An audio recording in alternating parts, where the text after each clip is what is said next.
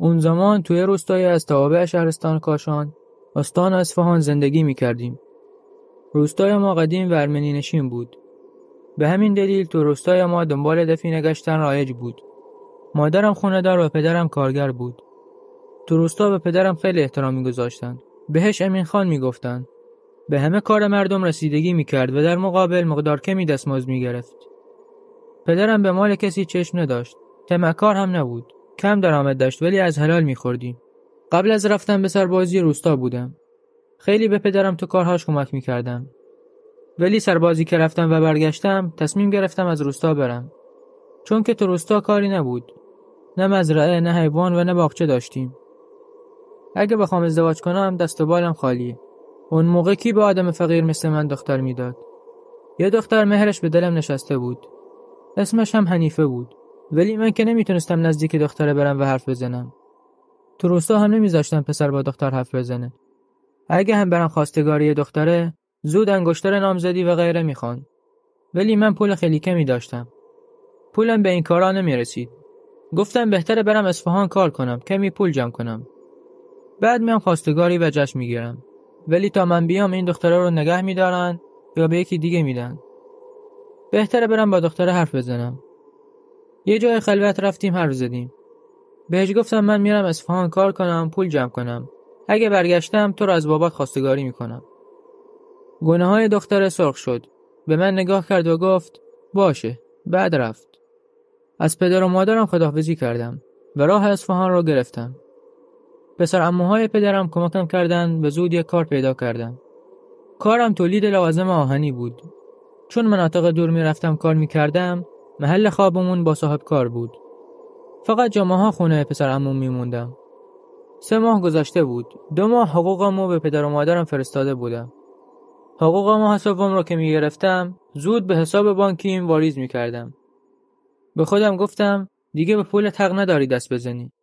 متاسفانه اون روز یه تیر آهن افتاد روی پام. پام از 2 جا شکست. رسما پام آویزون شده بود. زود به بیمارستان انتقالم دادن. پامو گچ کردن ولی برعکس عمل کرده بودن. احساس میکردم پشت پام به جلو آمده. به دکترها که میگفتن تو اینجوری فکر میکنی. 2 هفته گذشته بود. یه بیمارستان دیگه ای به جز بیمارستان قبلی رفتم. یکی از دکترها تشخیص داد استخوان پام برعکس جوش خورده. از پام عکس گرفت و گفت بله اشتباه جوش خورده. باید دوباره استخونتو بشکنیم و باز بقیه کارها رو از اول انجام بدیم. تو درد و عذاب بودم. دوباره پامو شکستن و گچ کردن. بعد یک دکتر اومد پیشم و گفت اگه متبن بیای تو پات هیچ عیبی نمیمونه. وگرنه تا آخر عمرت از پات درد میکشی. ناراحت شده بودم. گفتم چقدر خرج داره؟ به پول این زمان گفت 30 میلیون. گفتم من این همه پول رو نمیتونم پیدا کنم. بعد گفتن 2 هفته بعد بیا. 1 هفته خونه پسر عمو موندم. بعد رفتم روستا. پدر و مادرم که منو با عصای زیر بغل دیدن ناراحت شدن. به پدرم وضعیت رو تعریف کردم. گفتم زیاد وقت نداریم پدر. کسی هست این مبلغ رو به ما قرض بده؟ پدرم فکر کرد و گفت در واقع یکی هست ولی ساکت شد. گفتم کی پدر؟ اگه به غرورت برمیخوره خودم برم سراغش. گفت از غرور نیست پسرم. کار سختیه.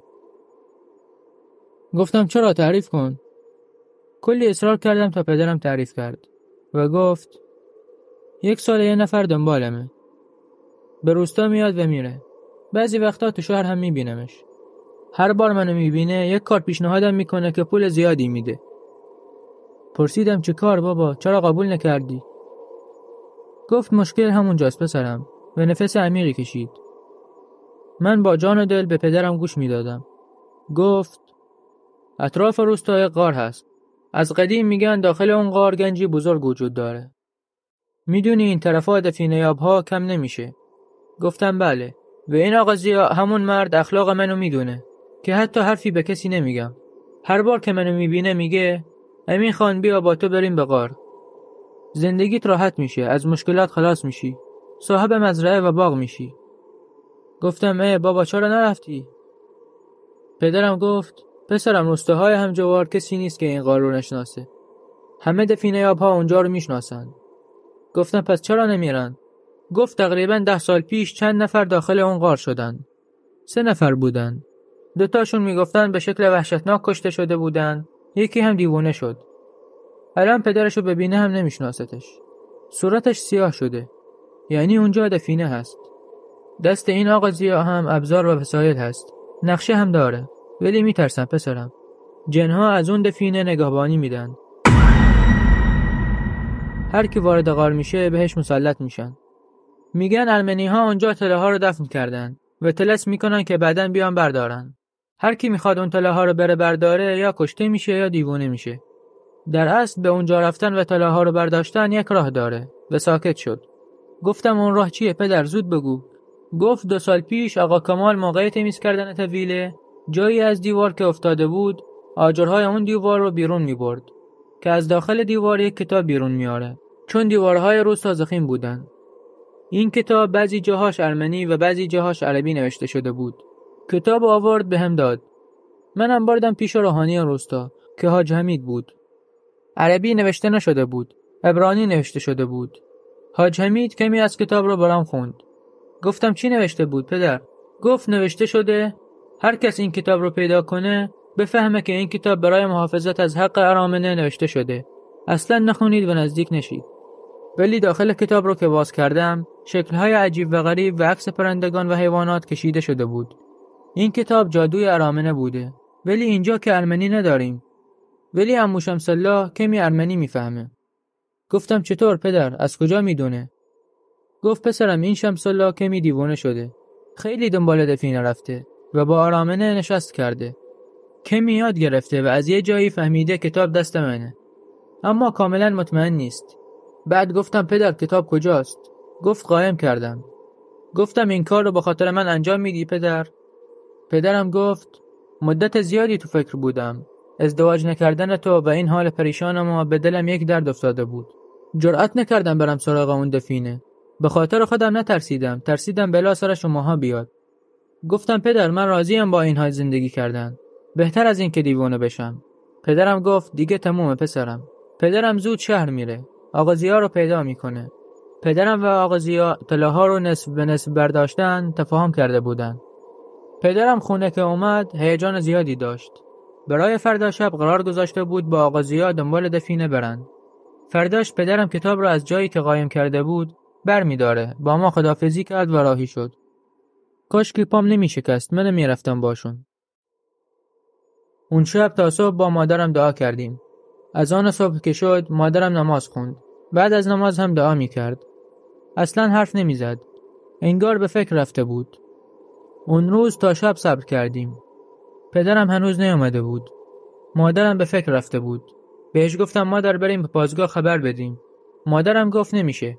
اگه هنوز دارن به کندن زمین ادامه میدن پلیس دستگیرشون میکنه. نصف شب جلوی خونه یک کامیون ایستاد. زود از پنجره نگاه کردم. پدرم از کامیون پیاده شد. تو دستش هم یک گونی بود. مادرم زود به طرف در رفت.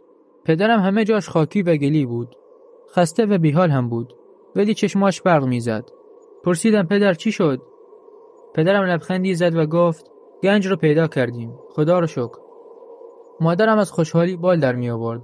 پدرم زود گونی رو روی فرش گذاشت و از داخل گونی یک کوزه سفالی در آورد. کت خودشو اطراف کوزه پیچیده بود.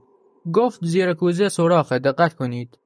بعد کوزه رو برعکس کرد و سکه های طلای داخل کوزه رو روی فرش ریخت. من و مادرم در مقابل دیده هامون چشمامون باز مونده بود. پدرم گفت فعلا 2 کوزه پیدا کردیم. گفتم چطور 2 کوزه پدر؟ پدرم گفت هنوز اونجا چندین کوزه پر از طلا وجود داره. ولی اینا برای ما بسه. بعد گفت اگه زیاد برداریم کارمون سخت میشد. همینقدر کافیه. مادرم شروع کرد سکه ها رو داخل کوزه انداختن. پدرم گفت چیکار میکنی خانم؟ هنوز یه دل سیر به سکه ها نگاه نکردیم. مامانم گفت یکی میبینه یا میشنوه، بذار زود قایمشون کنیم. پدرم گفت آخه خانم نصف شب همسایه میاد در خونه. بعد گفت باشه فعلا قایمشون کنیم. بعد پدرم رفت حیاط و کنار دیوار گودالی کند.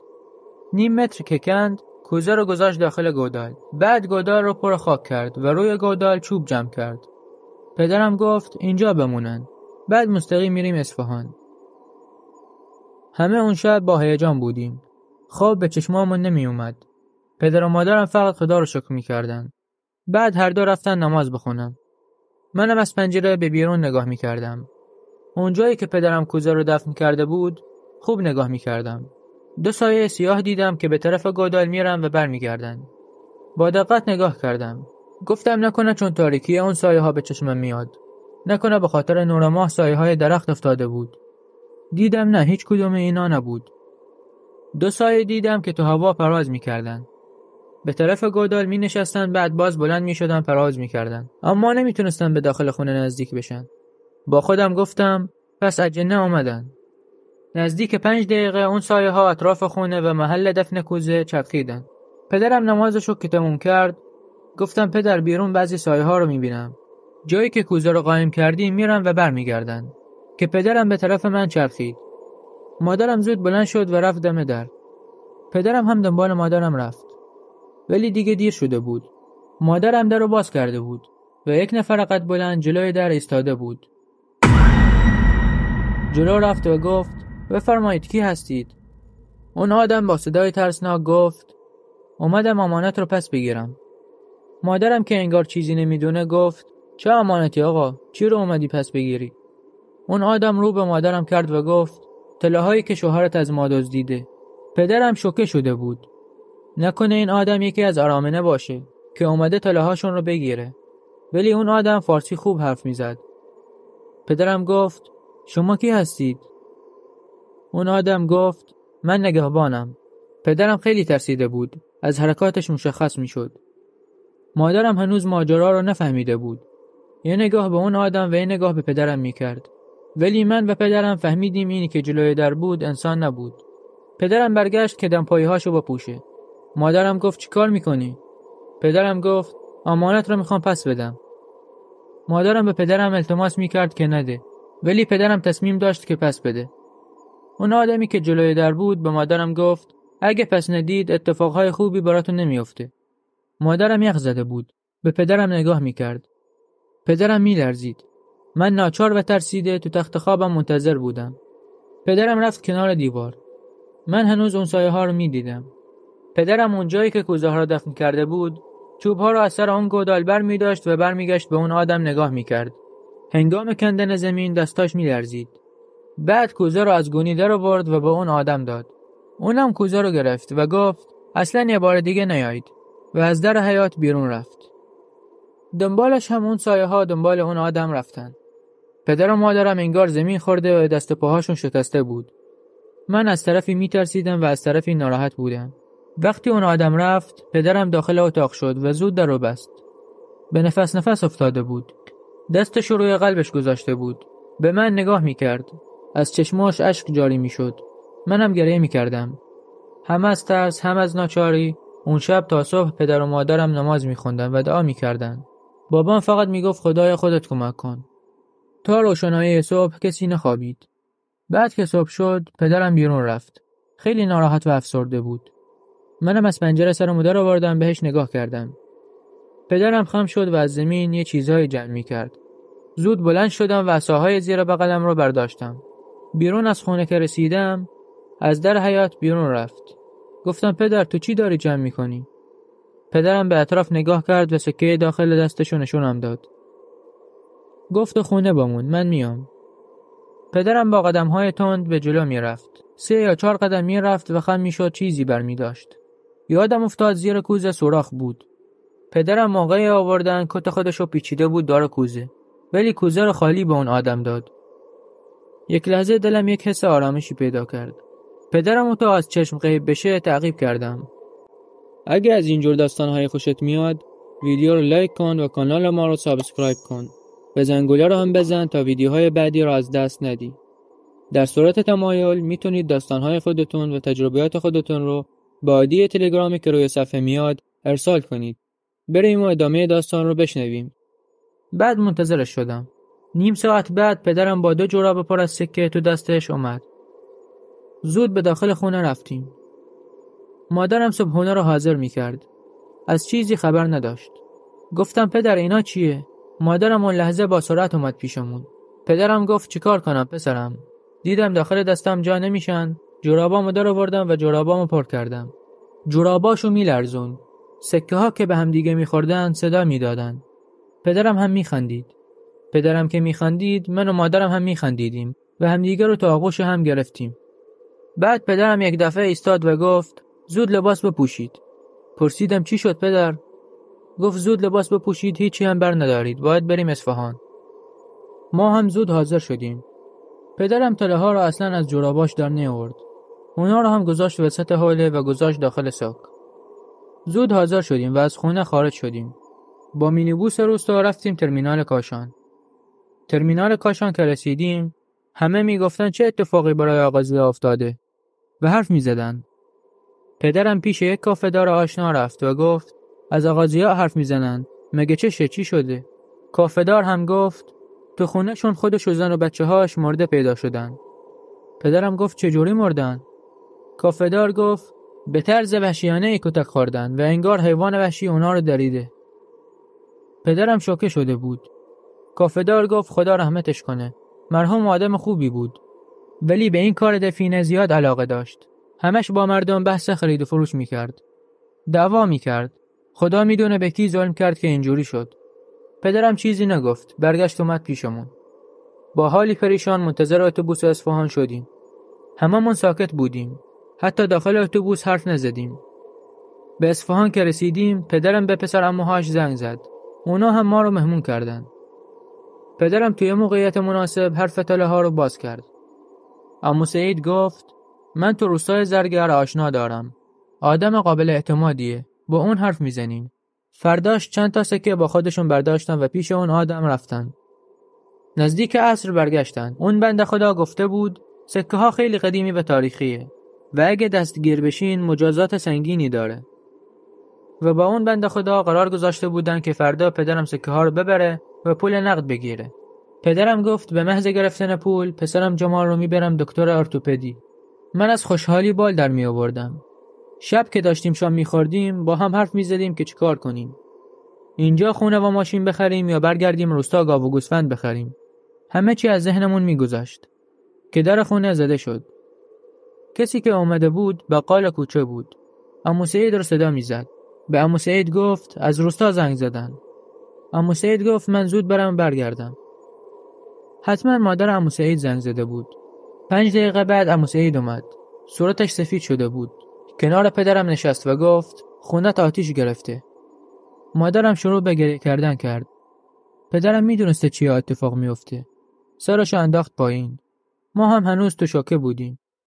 محیط شادی یک لحظه به غم و غصه تبدیل شد. عمو سعید گفت دیگه ول کنید روستا رو، خودتون اینجا خونه بخرید و گفت یواش یواش بخوابیم. مادرم و زن عموم که رخت خوابا رو پهن می‌کردن، پدرم و عمو سعید نماز می‌خوندن. منم روی مبل چشمامو بستم. به خواب رفتم. یک لحظه خونه شروع به لرزیدن کرد. صدایی می اومد که می گفت اونا رو بدید به ما. بدید اونا رو. تمام بشقاب و کاسه های توی ویترین افتادن و شکستن. دنبالش یه صدایی بلند در اومد. از جام پریدم. به اطراف نگاه کردم ولی همه چی سر جاش بود. پدرم و عموم نمازشون رو تموم کرده بودن.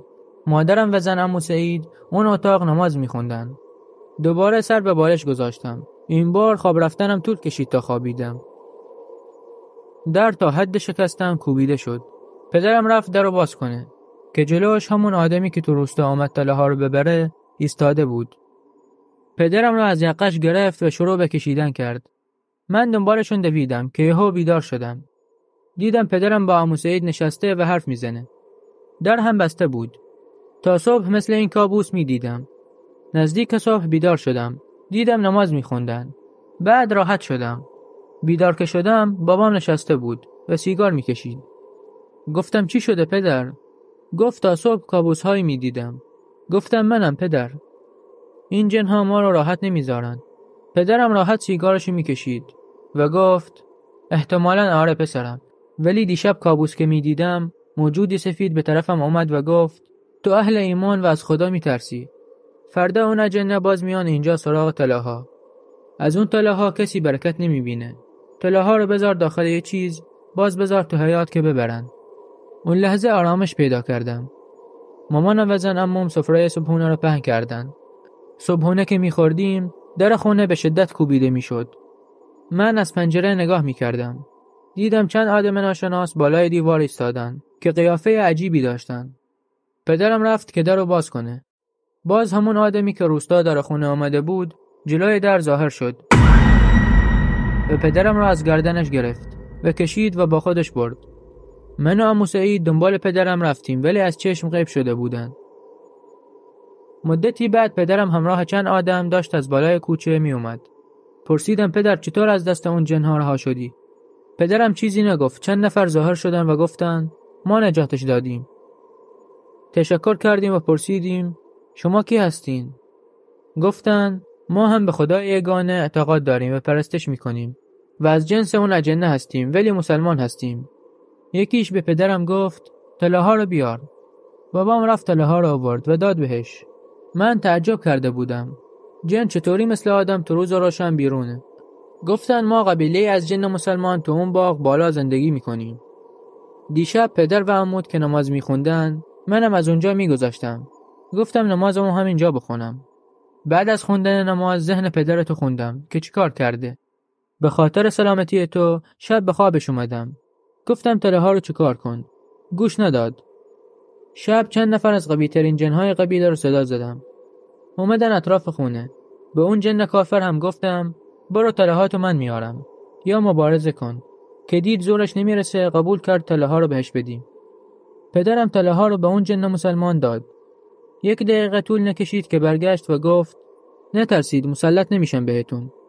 من گریه میکردم. یک جن مسلمان گفت چت شد؟ باز در جا گفت به فکر پات نباش. به اذن خدا درست میشه. موقع خداحافظی چندین برگ پیاز به هم دادن و گفتن مراقب اینا باش و رفتن. گفتم با برگ پیاز پای من درمان میشه؟ برگ پیازها رو انداختم گوشه حیاط. ظهر مادرم صدا زد و گفت بیایید اینجا. رفتیم دیدیم همونجا که برگ پیازها رو انداختم پر از سکه طلاست. عمو سعید گفت من شنیدم برگ پیاز برای اجنه مثل طلاست. پدرم و عمو سعید سکه ها رو بردن به اون آدمی که توی زرگر بود. فروختن و با پول زیادی برگشتن. پدرم منو بیمارستان برد پیش اون دکتر و دکتر گچ پامو باز کرد و دوباره عکس انداخت از پام. گفت بعد از ظهر بیایید. بعد از ظهر مطب دکتر رفتیم. 20 میلیون از ما گرفت و پام رو درمان کرد. پامو گچ کرد. این بار پام درد زیادی نداشت. عصر برگشتیم خونه. شب قبل از خواب به پدرم گفتم اگه تو نبودی این پای من خوب نمیشد. پدرم نتونست جلوی اشکاشو بگیره و گفت تو پسرمی اگه لازم باشه جونمو هم به خاطرت میدم. و خیلی از اون جنهای مسلمان تشکر کن. اگه اونا نمیرسیدن اون جنها گردن منو داشتن میشکستن. خلاصه رفتم روستا. خونه تو روستا رو بازسازی کردم. با حنیفه هم ازدواج کردم. عجیب اینجا بود که پول سکه های جنهای مسلمان خرج جشن عروسیم درمون پام و ساخت دوباره خونه روستا خرج شد.